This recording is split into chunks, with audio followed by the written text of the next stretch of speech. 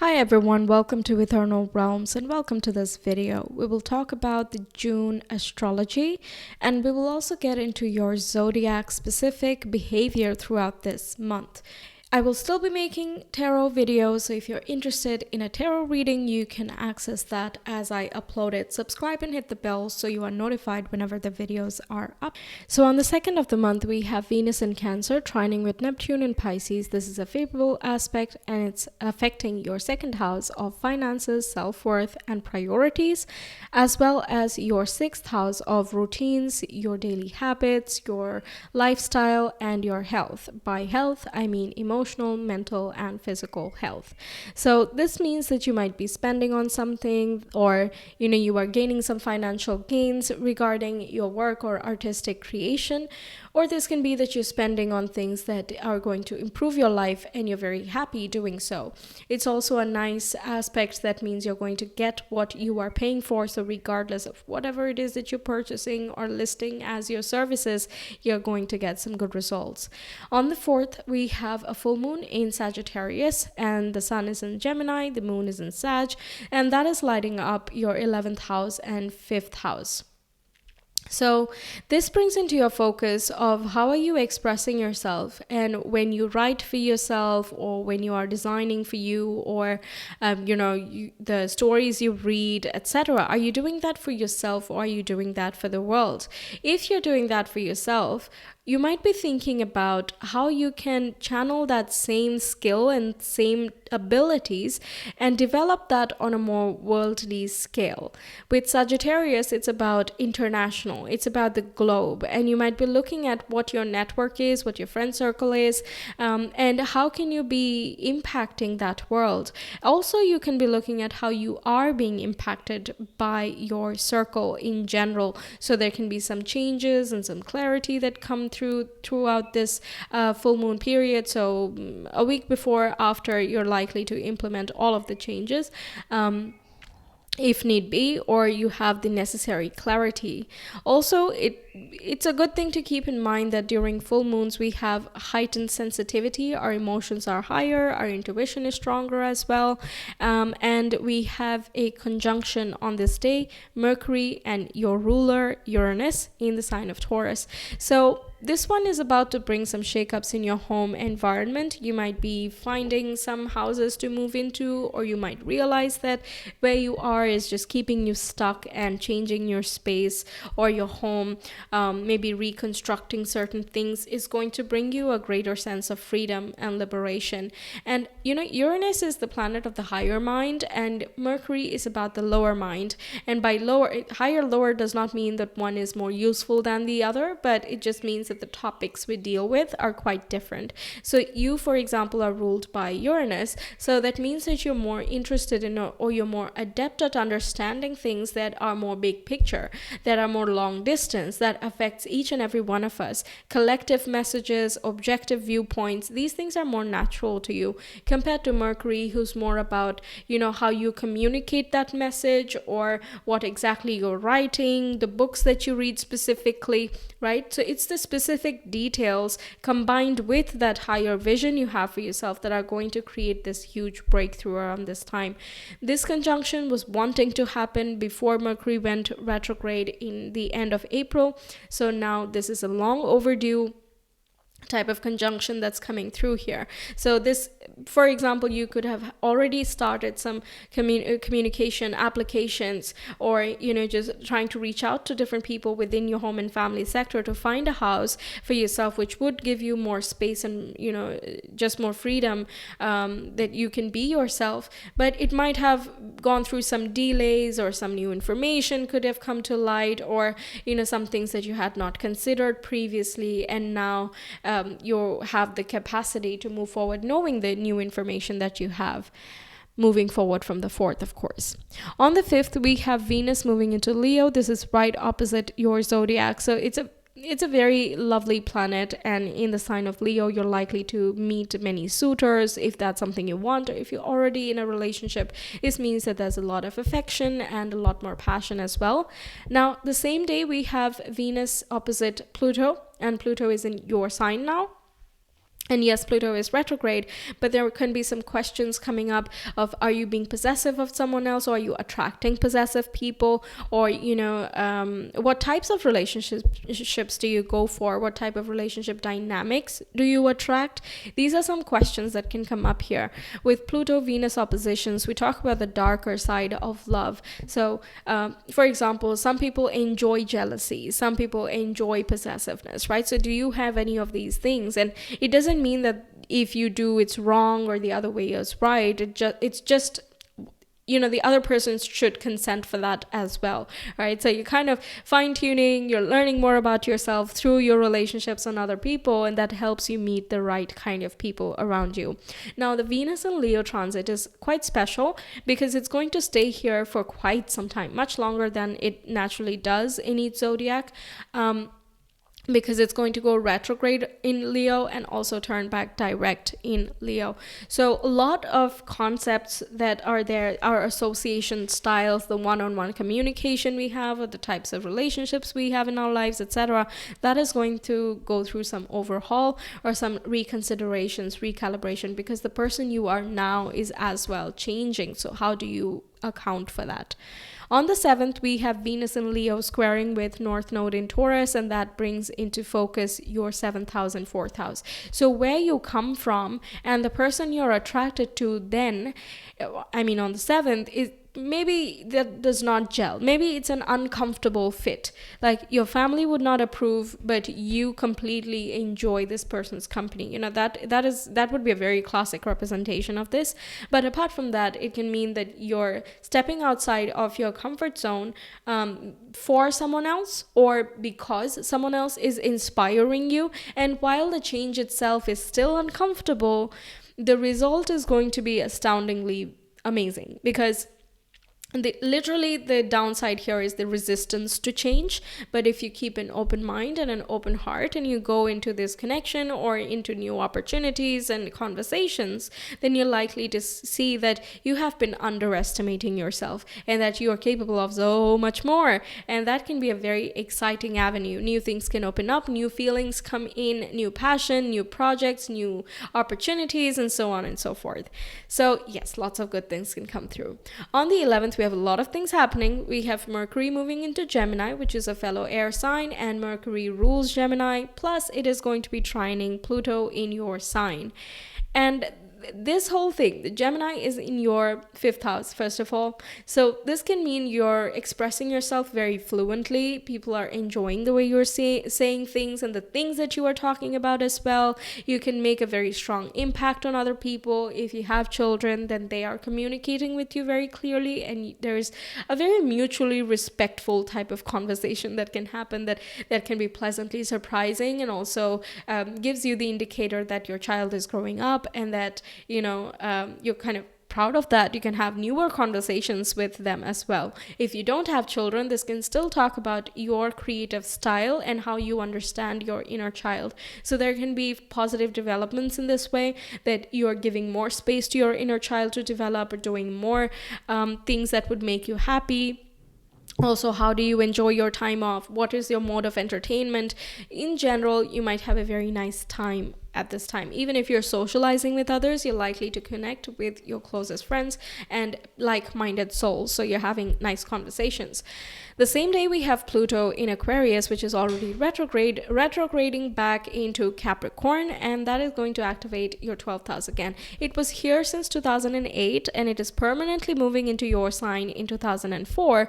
And in 2003, it's just jumping back and forth between Aquarius and Capricorn, gathering various knowledge from Capricorn into Aquarius, and taking the new lessons from Aquarius into Capricorn, therefore fine-tuning both of these houses. So for you, it might be topics around surrendering, letting go, believing in the unknown, trusting in your own unexpressed potential, that you are a lot more talented than you give yourself credit, or you're a lot more proactive than you give yourself credit, that you're very steady, you're very patient, and things like these could have come up. Also, your sleep life and how you connect with divinity, your spiritual self, How do you care for yourself? How do you surrender, let go, etc., etc.? Could have come up since 2008 and has been going through slow and steady overhaul. Now that Pluto is in Aquarius, this is about personal development and switching things up in how do you understand yourself? How do you present yourself to the world, knowing what you know about your deep dark centers. So the 8th house, 4th house, and the 12th house are about the deeper, darker sides of us, basically. So these are things that other people don't see, but we know about ourselves. So with Pluto in the 12th, it's likely that your unconscious has revealed itself. So fears that you didn't know you had could have come up, or intuition you didn't know that could be very strong within you, that could have come up, right? So now, how do you understand yourself? Who are you now? How can you express yourself even more individually and uniquely? How can you express yourself in a way that makes a large impact in the world? Whenever we have these strong transits going on in the 1st house, 4th house, 7th, and 10th, these are quite pivotal. We change many things. There's a lot of breakthroughs and we grow so much. So it's one of those things. Now, we have Venus in Leo squaring with Jupiter in Taurus, and that is again activating your 4th house and your 7th house. There can be some relationships that your family is not approving of, or it does not fit with what you're generally comfortable with, but you know that it's something that is very exciting and you're definitely attracted to this other person, so you might be inclined to try out different things. Although with this square, there can be a tinge of overdoing it. So over flattery or overspending and things like that can be the shadow side. But because both of them are benefics, I'm not really worried about this square. It's just a judgment call. Sometimes we need to spend a little bit too much or push ourselves a little bit harder than usual to break ourselves out of a rut, right? So take it as it resonates and apply it as you see productive. On the 15th, we have Mercury in Gemini squaring with Saturn in Pisces. So from the 3rd week, we have some series which are activating the mutable signs, the Gemini and Pisces specifically. Before that, we talked a lot about Leo and Taurus, Leo and Aquarius. So this is the fixed signs. The 1st, 2nd week, and even a little bit in the 3rd, you might be more at ease, not really at ease, but this is more your wheelhouse. This is your way of dealing with things. But in the 3rd and the 4th week, when we move into the mutable signs, it's less pivotal or less impactful in terms of its intensity, but it is still as useful in moving forward. For example, let's talk about this aspect here. Mercury in Gemini is in your 2nd house of priorities, your finances, and what you invest into something, and also your expenditures. Meanwhile, Saturn in Pisces is trying to structure vague situations. So I'm sorry, I said Gemini is your 2nd house. I meant Pisces in your 2nd house. So that is, yes, the priorities and finances, etc. that I mentioned. Now, Gemini is your 5th house. So your expression and your communication, your mindset, and all of that. What mindsets are you teaching your children, or what mindsets did you grow up with, and does that benefit you? The things you do for fun, like reading, writing, and journalism, expressing yourself, designing, and whichever way that you see fit, right? So there might be some expenditures that are coming up here, or some delays that could be coming in. So you want to be more creative, but you might have to complete some type of project first, or you want to be meeting people and having a very social time, but you have to deal with some type of obligations and expenses, and your time is divided elsewhere. So that's a little bit annoying, but be open to the changes and, experiment and explore whatever you can, because even if it seems a little bit vague to fixed signs, it is still going to result in some pleasant surprises later on. On the 17th, we have Saturn in Pisces going retrograde, and that is your 2nd house. So we are restructuring our finances and priorities again. What fits well, what does not, what should be changed, and how could we change certain things? Maybe changing bank accounts, or the type of financial plan you have. Maybe you're splitting things and making a savings account. If you already have, then maybe you're moving more money into the savings account, etc. Right? There are many things that can happen here, but also the time that you spend on your hobbies, the time you spend on yourself, and also your family members, etc., are coming up here. On the 18th, we have a new moon in Gemini, and that's going to be squaring Neptune in Pisces. So Neptune is in your 2nd house. And the Gemini new moon is in your 5th house. And this can mean that there are some new ideas that you're getting, new book ideas, I hear, okay? Intuitively, I'm getting some new books you might be writing, new journals or something like that. A new habit that is going to help you keep track of your mind much more, because you have a very sharp mind, right? Aquarius is the zodiac of the mind as well, along with Gemini. So there can be some brilliant new insights or ideas that's coming through, and you might forget it if you don't write it down. So yeah, you might be doing those things. But because there is that square, I think there's an air of vagueness. Like, you don't know if you can actually go through all of those points. Or you don't know if those things are even practical or feasible, or if it is going to be very enjoyable for you. But writing those things down and then later on sorting them out is going to be a good idea. Like I mentioned already, mutable signs, good idea to explore and experiment. We'll decide later on. On the 19th, the moon moves on, but the square still remains between the sun and Neptune. So with only the sun there is likely to be more clarity in something. So new information or a new idea that comes in. But maybe there's like more development of how you could do something or how something could be made feasible. And yes, there's still the particulars of, can I afford it, or do I have enough time, and so on. But there are still some clever ideas that's coming through on the 19th. On the 21st, we have the summer solstice. The sun moves into Cancer, and that is going to activate your 6th house of routines, lifestyle, your daily habits, and your work life as well. How do you come to service in the world? So you might be drawn towards taking a more holistic approach to your lifestyle. So making sure that you have enough rest time, that you're caring for your loved ones, and that you're spending enough time with your loved ones or doing things that you enjoy. Also valuing your self-care, your downtime, along with protecting and prioritizing the work, the routines, etc., that are actually benefiting you, that pay the bills, that also make you feel good, that are helping someone out, and so on. So the focus moves from your 5th house of creativity and self-expression to service, just how are you going to conduct yourself now. There can be a carryover of the new ideas that come on the 18th and 19th, and you're like, okay, first I have to move things around in my schedule. If I want more time on this, if I need to write a book, then I need to figure out a way that I can spend some more time on it, right? So 21st onward, you're figuring things out, different solutions, little changes to be made that are going to help you achieve your goals.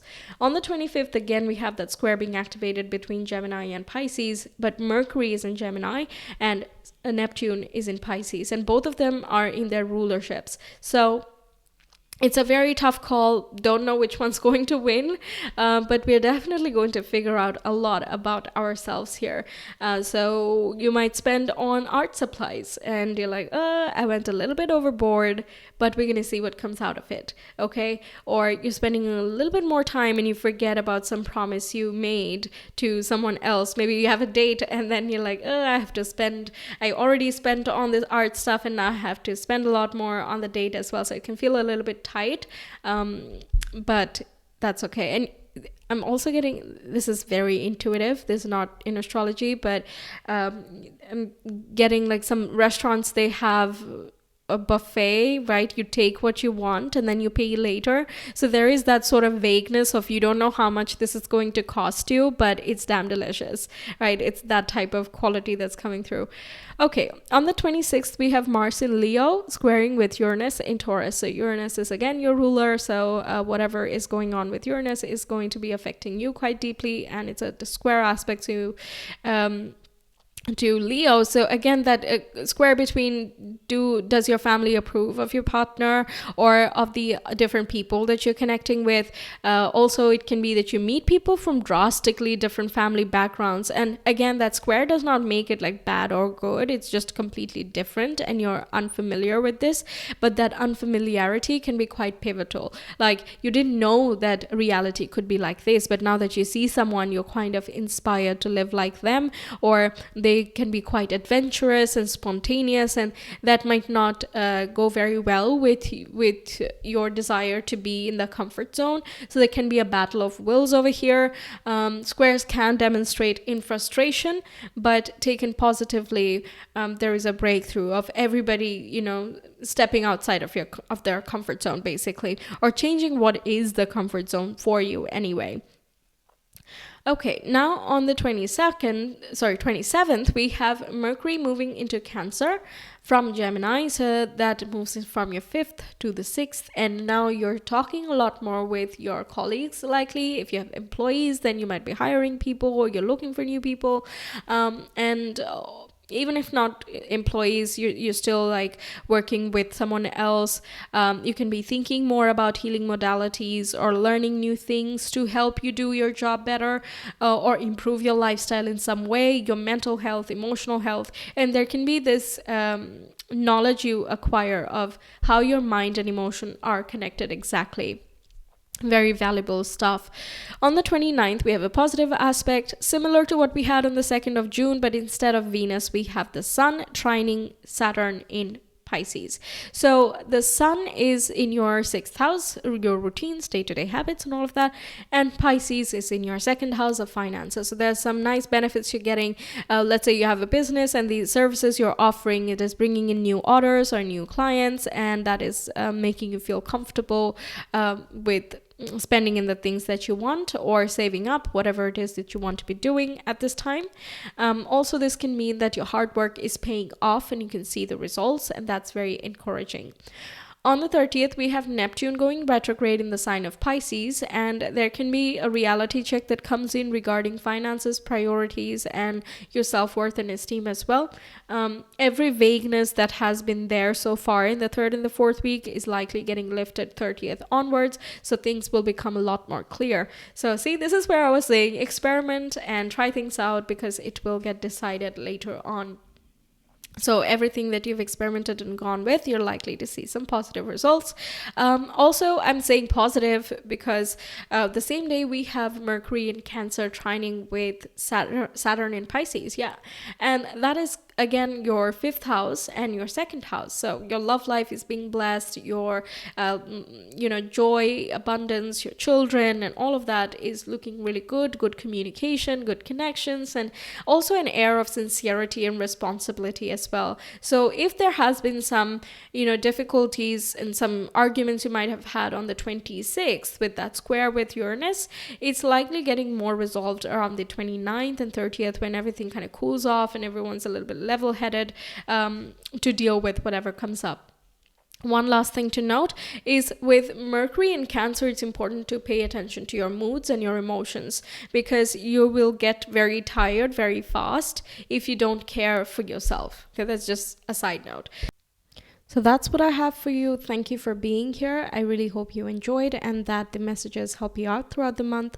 Stay tuned for the tarot reading for your zodiac sign as well. I will be uploading them soon. Make sure you subscribe and hit the bell so you're notified whenever that's up. And if you enjoyed the reading, please do like and comment your thoughts if you have any. It will be really lovely to hear back from you, and it really helps the channel grow as well. I will see you some other time. Until then, take care. Bye.